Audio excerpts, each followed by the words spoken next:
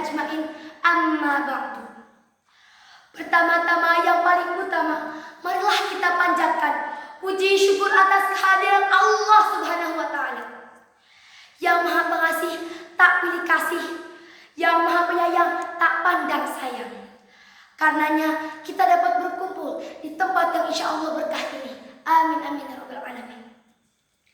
Salawat serta salam marilah kita curahkan kepada Nabi besar Muhammad sallallahu alaihi wasallam yang telah membawa kita dari zaman jahiliyah menuju zaman akhiriyah, dari zaman kegelapan menuju zaman yang terang benderang seperti yang kita rasakan sampai saat ini, alhamdulillah. Kepada dewan juri yang saya hormati, Bapak dan Ibu guru yang saya cintai, serta teman-teman saya yang saya sayangi. Perkenalkan, nama saya Ketifa Ainas Handika dari kelas 8 SMP IT Bina Insan Mulia. Berdirinya saya di sini, saya akan berbicara tentang satu kalimat yang sangat mengharganya, yaitu pemuda berintegritas, pilar kebangkitan bangsa.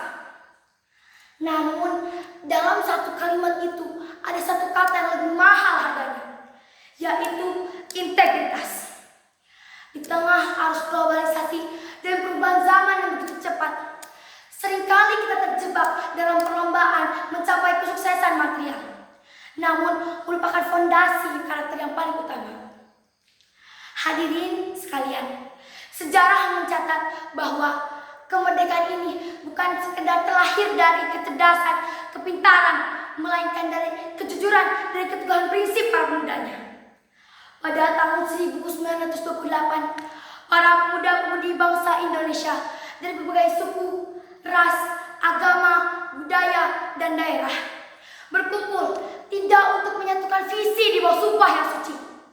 Itulah bentuk nyata dari integritas. Namun, apa arti integritas bagi kita sebagai pemuda di era modern ini? Integritas bukan hanya sekedar tidak berbohong atau tidak korupsi. Integritas adalah keselarasan antara pikiran, perkataan, dan perbuatan. Integritas juga adalah tetap melakukan hal yang benar meskipun tidak ada satu orang pun yang melihat kita. Teman-teman semuanya, ada satu pertanyaan yang sering diungkapkan oleh pemuda-pemudi bangsa saat ini, yaitu mengapa pemuda harus menjadi pilar bagi bangsa? Karena bangsa yang benar tidak hanya dibangun dengan infrastruktur beton yang megah, mewah, namun dibangun dengan kekokohan karakter manusia. Jika pemudanya rapuh, mudah disuap, gemar menyebar video atau berita-berita hoaks, dan kehilangan kompas moralnya, maka kehancuran bangsa tinggal menunggu waktu. Ada ayat dalam Quran yang secara langsung memerintahkan para pemuda-pemudi untuk bergabung dengan orang benar, jujur, dan berintegritas. Quran Surah At-Taubah ayat 119 yang berbunyi, A'udzubillahi minasyaitonirrajim. Ya ayyuhalladzina amanu taqullaha wa kunu ma'as-shadiqin. Yang artinya, wahai orang-orang beriman, bertakwalah kepada Allah Subhanahu wa taala dan hendaklah kamu bergabung dengan orang-orang benar. Teman-teman semuanya, sebaliknya, pemuda berintegritas adalah pilar kebangkitan.